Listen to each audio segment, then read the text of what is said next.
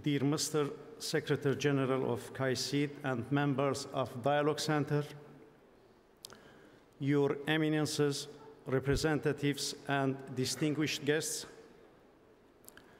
I warmly welcome you on behalf of His Holiness Catholicos Aram I for this important initiative of CAICID.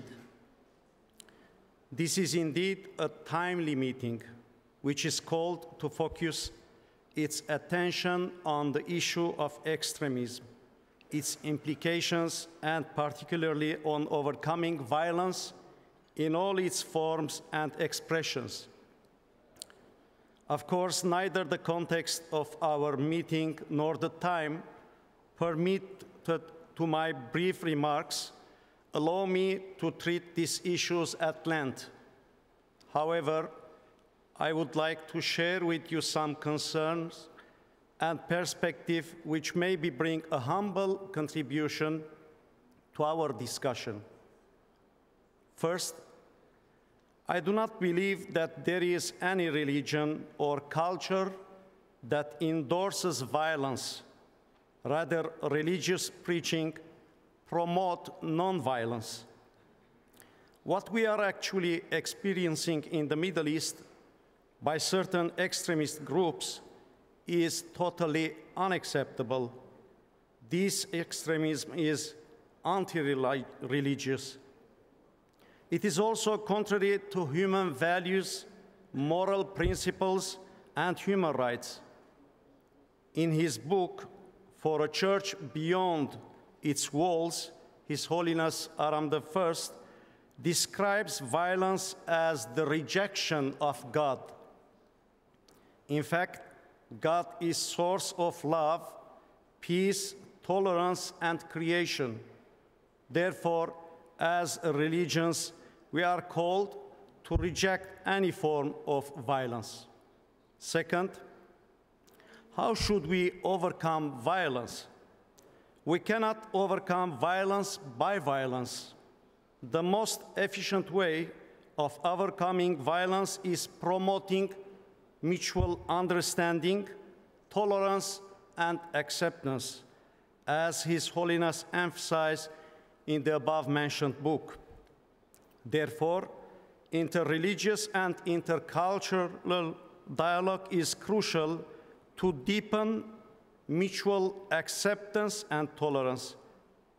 It is vitally important that centers like CAICID organize this type of meetings to reflect and act collectively, aimed at facing together common challenges and concerns. Third, dialogue should not remain within intellectual realm. It must be translated into a way of life and into a way of thinking and acting.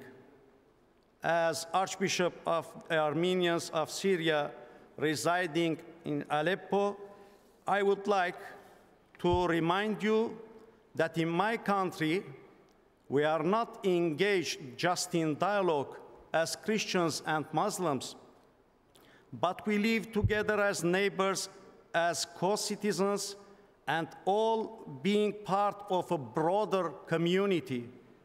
We cannot say that this is my problem or your problem, but in fact, this is our global problem. Therefore, the sense of togetherness needs to be deepened. Fourth, we must go beyond dialogue, as His Holiness Aram I constantly emphasized and gives concrete manifestations to our coexistence through collaboration on issues of common concerns. In interreligious cohabitation, dialogue, or collaboration, we must respect our diversities. His Holiness states the crucial importance of preserving our religious, cultural, and ethnic diversities.